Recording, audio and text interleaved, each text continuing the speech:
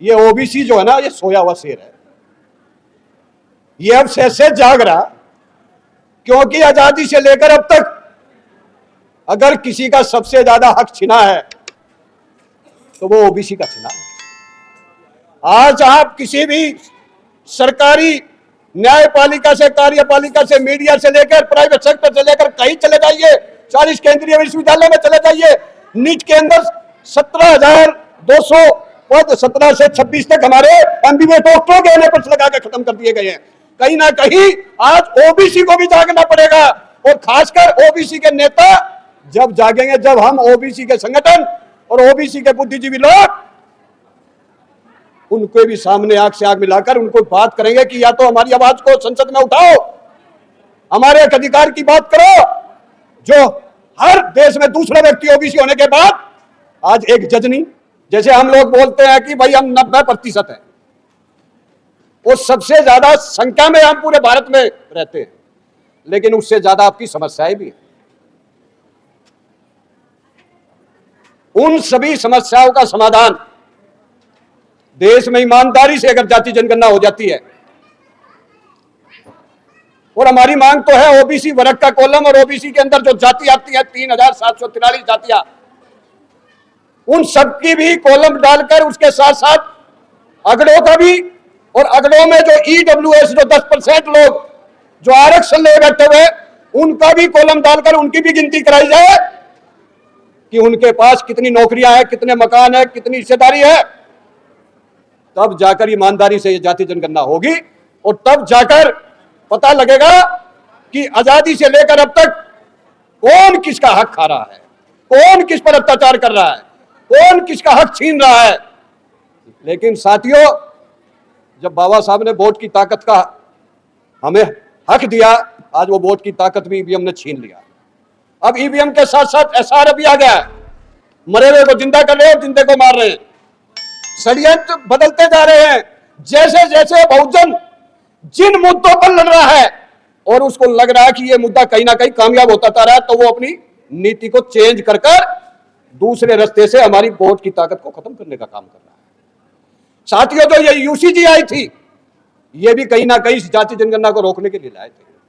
उस यूसीजी के अंदर ओबीसी का कॉलम डलने की वजह से 4 लोग रोड पर निकले, और जिस सुप्रीम कोर्ट ने इसको लागू किया था सरकार ने, उसी सुप्रीम कोर्ट ने उसको स्टे कर दिया। यह भी कहीं ना कहीं षड्यंत्र था, साजिश थी। इसलिए प्रोफेसर रतनलाल ने भी बोला अब जाति जनगणना से क्या होगा। देखिए, आज बहुजन समाज के जितने भी नेता हैं या तो बीजेपी के साथ हैं या फिर अपनी अलग अलग लड़ाई लड़ रहे हैं, लेकिन आज बहुजन का कोई भी एससी एसटी ओबीसी और माइनॉरिटी का नेता देश में एक भी ऐसा नहीं है जो आपकी आवाज के लिए रोड पर उतरकर आपकी आवाज को उठा रहा है। अगर उसका नाम है तो मंच के सामने बैठे हुए मैं सभी से पूछना चाहता हूं, एक नेता का नाम बता दो जो आपकी लड़ाई को लड़ रहा है। साथियों, जातिगत जनगणना ईमानदारी से कैसे हो, इसके लिए हमें गांव गांव तक जाकर, सोशल मीडिया से जाकर अपने लोगों को जगाना पड़ेगा। जब भी कोई सरकारी टीचर आपके पास आए, जैसे सूरज मंडल जी ने बोला कि जितनी भी चीजें कंप्यूटर से या मोबाइल से हो रही हैं, चाहे वो ईवीएम हो, चाहे वो नौकरियों के टेस्ट हो, चाहे वो जितने भी काम हो, वो सब के अंदर छल हो रहा और कपट हो रहा है। ये सच्चाई है। ईमानदारी से अगर ये जाति जनगणना भी इसी तरीके से हुई तो इसको भी कोई फायदा नहीं मिलेगा आपको। इसलिए जैसे सूरज मंडल जी ने कहा कि इसके साथ साथ एक फोरम भी होना चाहिए, और वो कब होगा, तब हम लोग जागरूक होंगे। जो हमारी पूरी डिटेल लेगा, अगर हम उसको बैठाकर उससे पूरी डिटेल चेक करेंगे और उसके अंदर हमारा कॉलम होगा, क्योंकि जातिगत जनगणना का मतलब है हर देश में जाति की गणना होनी चाहिए, तब ये जाति जनगणना ईमानदारी से होगी। वरना जैसे कॉलम में लिखा हुआ है कि ये धोखा भी होगा, हमारे साथ फ्रॉड होगा, जैसे हर जगह हो रहा है।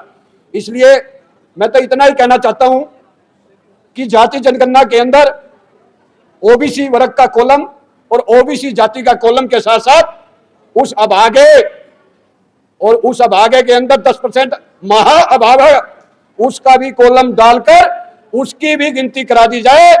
जो रात को वो ईडब्ल्यूएस आरक्षण लागू किया था, जो हम 93 से लेकर अब तक ओबीसी 27% आरक्षण नहीं ले पाया, और वो कुछ सालों के अंदर ही पूरा का पूरा 10% आरक्षण ले चुका है। ये संविधान के साथ खिलवाड़ हो रहा है, संविधान को नहीं मानने वाले ये लोग। इसलिए लड़ाई कई मोर्चों पर लड़नी पड़ेगी सूरजमंडल जी, एक मोर्चे से लड़ाई नहीं लड़ी जाएगी। खाली अगर राहुल गांधी जी ये सोचे हैं कि मैं ही इस लड़ाई को लड़ लूंगा तो कामयाबी नहीं मिलेगी। अखिलेश जी अगर लखनऊ में और उत्तर प्रदेश में ही चाहेंगे पीडीए उसको मुख्यमंत्री बना दे, कोई फायदा नहीं।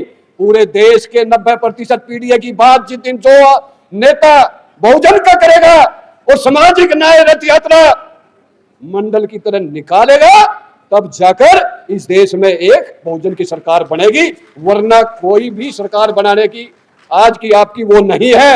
हम कैसे मान ले कि जो हमारी आवाज को उठा रहा है सत्ता में आने के बाद वो हमारी आवाज को उठाएगा या उसको पूरा करेगा, क्योंकि राज उनके पास भी रहा है। इसलिए समय का अभाव है। मैं इतना ही कहना चाहता हूं कि जाति जनगणना के अंदर ओबीसी का कॉलम और ओबीसी की जाति के कॉलम के साथ अब आगे का भी कॉलम होना चाहिए, तब ये ईमानदारी से जातिगत जनगणना होगी। अभी हमारे बीच में प्रोफेसर रतनलाल जी ने भी कहा कि ऊपर की 2 लाइनों के अंदर एससी एसटी के साथ ओबीसी का, मैं एक ही चीज कहना चाहता हूं, बड़े भाई हमारे बुद्धिजीवी है, ये जो बैनर बनता है ये बहुत सोच समझकर बहुत बुद्धिजीवी लोग इसको बनाते हैं, हम नहीं बनाते इसको। इसमें एक उदाहरण के तौर पर दिया गया है कि अगर एससी एसटी की गिनती हो रही है या एससी एसटी का कॉलम है तो उसके साथ साथ ओबीसी का भी कॉलम होना चाहिए, और ओबीसी का ही क्यों, उस अभागे का और महा अभागे का भी कॉलम उसके अंदर होना चाहिए। इसलिए इसमें कोई कमी नहीं है, समझने का फर्क है। रही बात एससी एसटी और ओबीसी की, देखिए ये ओबीसी जो है ना, ये सोया हुआ शेर है, ये अब से जाग रहा, क्योंकि आजादी से लेकर अब तक अगर किसी का सबसे ज्यादा हक छिना है तो वो ओबीसी का छिना है। आज आप किसी भी सरकारी न्यायपालिका से, कार्यपालिका से, मीडिया से लेकर प्राइवेट सेक्टर से लेकर कहीं चले जाइए, 40 केंद्रीय विश्वविद्यालय में चले जाइए, नीट के अंदर 17,200 पद 17 से 26 तक हमारे एमबीबीएस डॉक्टरों के एनए पर लगा के खत्म कर दिए गए हैं। कहीं ना कहीं आज ओबीसी को भी जागना पड़ेगा, और खासकर ओबीसी के नेता जब जागेंगे, जब हम ओबीसी के संगठन और ओबीसी के बुद्धिजीवी लोग उनको भी सामने आंख से आंख मिलाकर उनको बात करेंगे कि या तो हमारी आवाज को संसद में उठाओ, हमारे अधिकार की बात करो, जो हर देश में दूसरा व्यक्ति ओबीसी होने के बाद आज एक जज नहीं, कोई फुल प्रोफेसर नहीं, क्यों?